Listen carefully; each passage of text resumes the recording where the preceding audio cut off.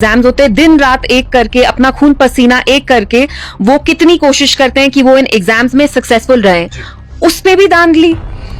मतलब अकाउंटेबिलिटी कहाँ है? Who is responsible? When will heads roll? फिर कुनान पोशपोरा में अब्दुल रशीद डार जो थे, जो रेडा चलाते थे, यानी अगर आपके पास एम्प्लॉयमेंट नहीं है और आप खुद 2 पैसे कमा रहे हैं, 2 रुपए 10 रुपए मजदूरी कर करके जो कमा रहे हैं, उसमें भी आपकी सिक्योरिटी ऑफ लाइफ नहीं है।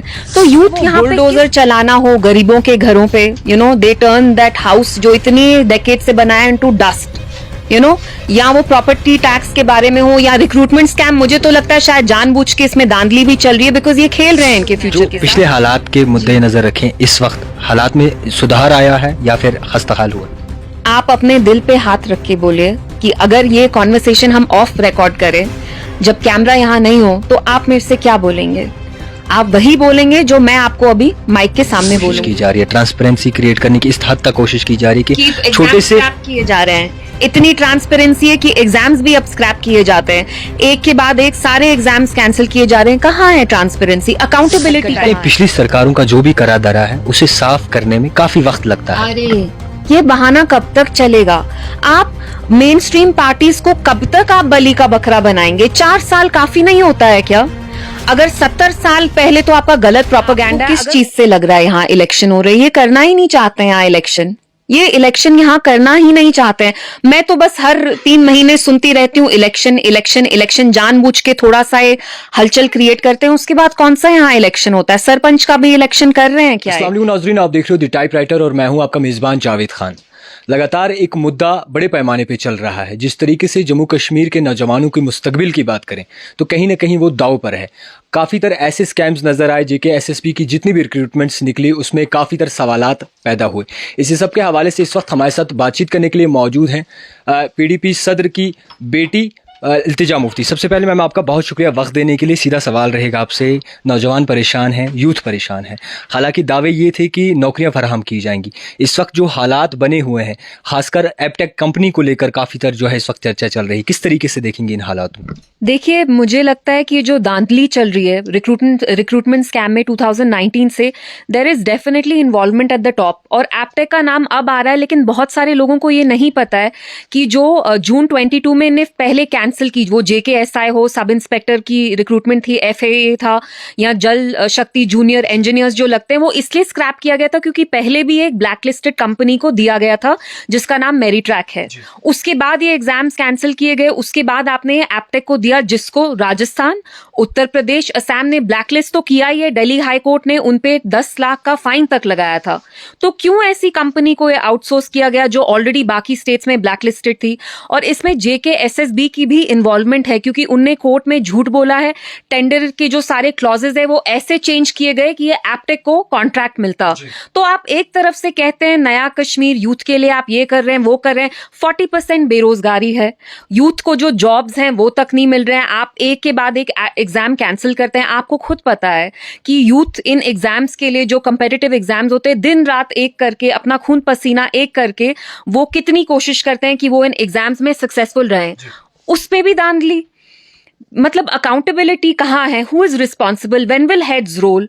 जो लोग कल्प्रिट्स हैं इसमें, और मैं ये यकीन मानती हूं कि जो इसमें करप्शन है वो टॉप लेवल पे आ रही है, तभी कोई एक्शन नहीं लिया जा रहा है। करप्शन नहीं है, अब सब ट्रांसपेरेंसी क्रिएट करने की कोशिश की जा रही है। ट्रांसपेरेंसी क्रिएट करने की इस हद तक कोशिश की जा रही है कि छोटे से किए जा रहे हैं। इतनी ट्रांसपेरेंसी है कि एग्जाम्स भी अब स्क्रैप किए जाते हैं, एक के बाद एक सारे एग्जाम्स कैंसिल किए जा रहे हैं। कहाँ है ट्रांसपेरेंसी, अकाउंटेबिलिटी कहाँ है? जो इतनी धांधली चल रही है वो तो ऊपर की लेवल से आ रही है ना, तभी कोई ये एक्शन नहीं ले रहे।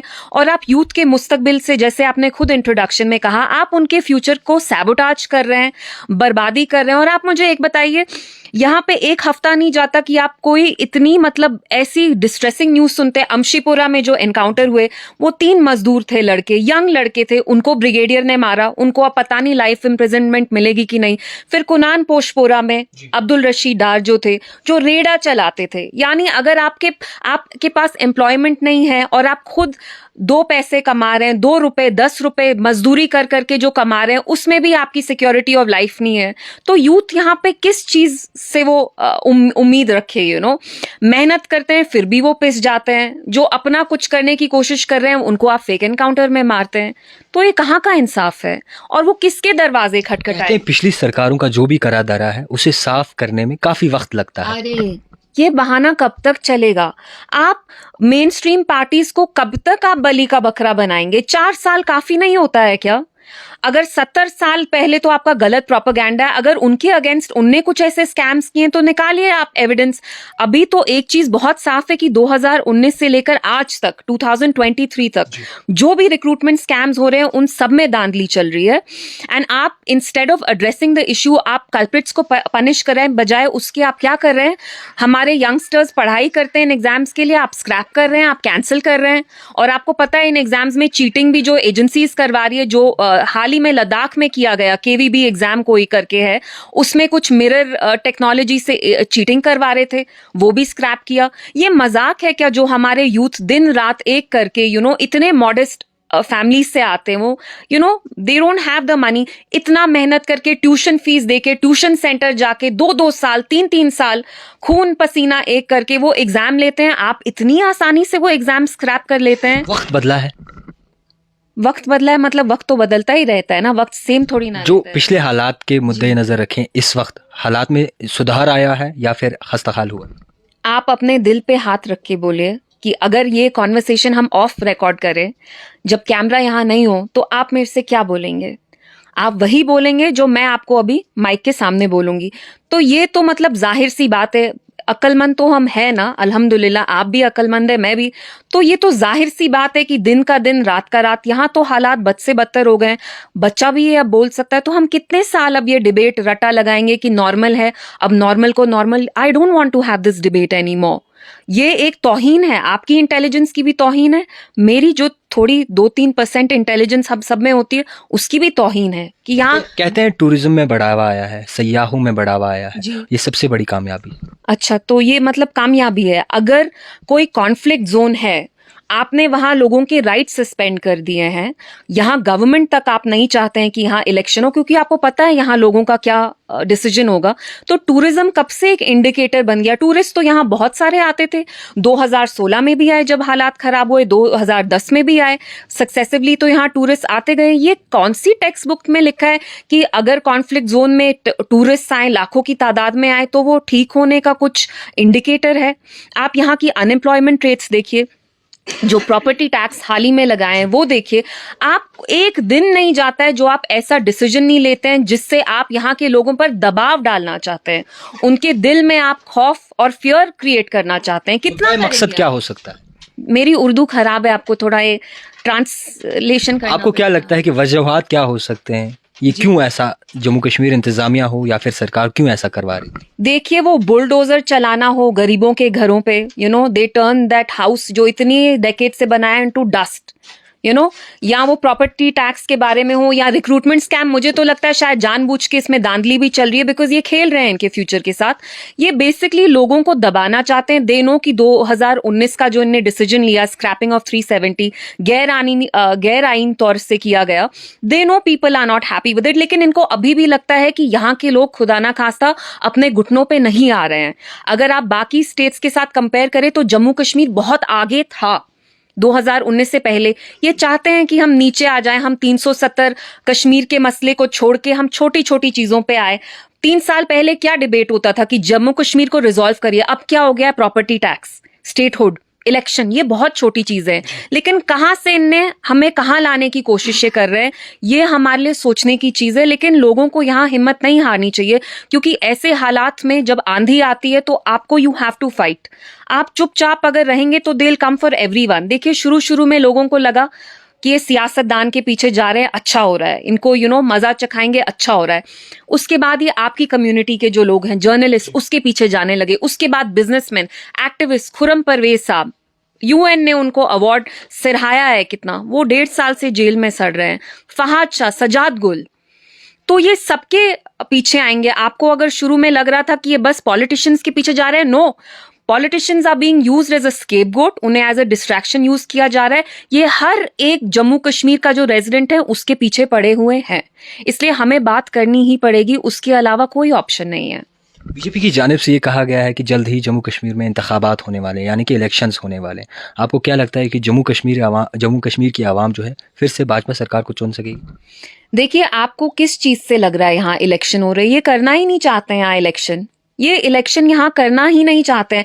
मैं तो बस हर 3 महीने सुनती रहती हूँ इलेक्शन इलेक्शन इलेक्शन, जानबूझ के थोड़ा सा ये हलचल क्रिएट करते हैं, उसके बाद कौन सा यहाँ इलेक्शन होता है? सरपंच का भी इलेक्शन कर रहे हैं क्या है? डीडीसीज जो इलेक्ट किए थे 2020 में, वो कहाँ है आज डीडीसीज? उनको होटल में बंद किया जाता है, अपने घर पे उनको आप एज हॉस्टेजेस रखते हैं, क्योंकि आपको पता है असली में यहाँ हालात क्या है, कितनी यहाँ सिविलियन किलिंग्स हो रही हैं, कितनी टारगेट पत्थरबाजी कम हो गई है। पत्थरबाजी कम हुई है तो फिर इनके डिसीजन की वजह से जो 2 हफ्ते पहले ही जेसीबीज जब इनने जम्मू में चलाए, पत्थरबाजी तो इनकी वजह से ही हुई। एंड अगेन आपने जम्मू कश्मीर को एक ओपन है प्रिजन में कर दिया है। अगर मैं आपको यहाँ लाके आपके मुंह पे पट्टी बांध लूं, आप तो बात नहीं कर पाएंगे ना, मेरे लिए बोलने को रह जाएगा कि आप बात नहीं कर रहे हैं।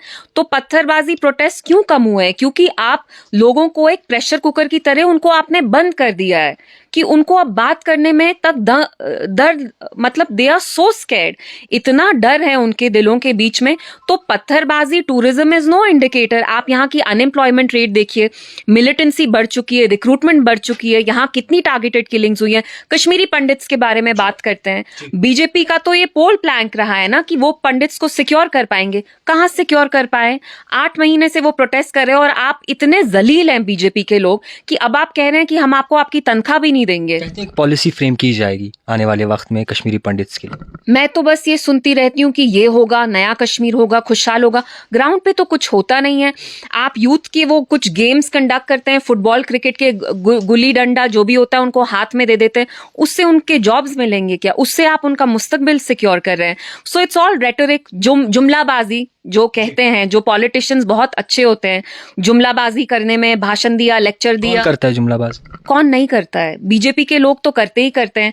पंडित्स के लिए क्या किया उन्होंने? एक मूवी को प्रमोट करने के अलावा जो नफरत इतनी उस मूवी ने प्रोड्यूस की, कितना कश्मीरी मुस्लिम्स के खिलाफ दिखाया गया, कितना बिगेटरी, हेट्रेड, उसके अलावा उनने पंडित्स के लिए क्या किया? आप जाके पंडित से बात करिए, वो तो रो रहे हैं इस वक्त। They don't have basic security, job security छोड़िए, उनको पता नहीं है वो सुबह घर छोड़ेंगे यहाँ पे वापस वो एक पीस में वापस आएंगे रात में कि नहीं। So what have they done? जिनको वो अपना मानते भी हैं, पंडित्स के लिए वो इतनी सिंपैथी दिखाते हैं, उनके लिए ऑन ग्राउंड क्या किया है इनने? बताइए आप मुझे। एक आखिरी सवाल रहेगा, कहते हैं इंतखाबात यानी कि इलेक्शंस के बाद जो है स्टेटहुड का दर्जा जम्मू कश्मीर को वापस दिया जाएगा, किस तरीके से देखेंगे? आप एक ऐसी गवर्नमेंट के बयान पे यकीन कर रहे हैं जो कंट्री की जीडीपी, कोविड नंबर सबको फज करती है, सब चीजों के बारे में झूठ बोलती है। तो ये तो बोलने को कुछ भी बोल दें ना, बोलने को तो इनने क्या क्या कहा था। ये सिर्फ दावे हैं, ये झूठी बातें हैं जो ये दावा करते हैं। मुझे जब आप इतने जाहिर से सवाल पूछते हैं, आपको भी जवाब पता है, मुझे भी जवाब पता है, ये तो बहुत कुछ बोलते हैं, एंड में ये क्या करते हैं आप खुद इनका ट्रैक रिकॉर्ड देख लीजिए ना। एक्सेप्ट डिवीजन, मतलब मुस्लिम को हिंदू से लड़ाना, हिंदू को मुस्लिम से लड़ाना, और जम्मू कश्मीर में भी अब ये पूरी कोशिश कर रहे हैं कि पहाड़ी अगेंस्ट गुज्जर, शिया अगेंस्ट सुन्नी, Pandit against Muslims, because this is the only thing they know how to do. Vision तो इनका है नहीं कोई लॉन्ग टर्म विजन, बस सोसाइटी को डिवाइड कैसे करना है।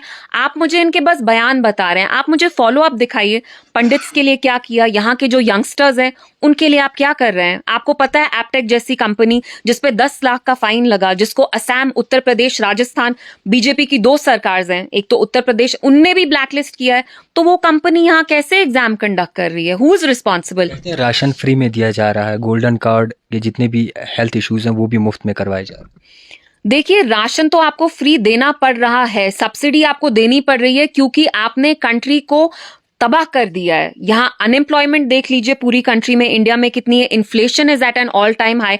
एलपीजी गैस सिलेंडर जो 400 का होता था इन 2014, वो अब 1500 का पड़ता है।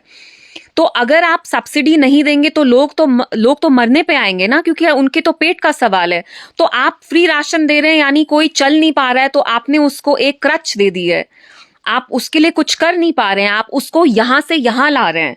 You know, even in the Indian economy, if you look at the numbers in 2014 to now, there's been a massive dip, right?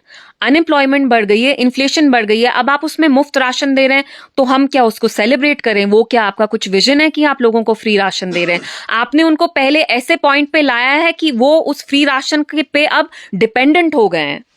आप उनको एम्पावर नहीं कर रहे हैं, आप उन पे फ्री राशन इसलिए दे रहे हैं क्योंकि आपने उनकी ऐसी हालत की है that they have to depend on these free rations and subsidies.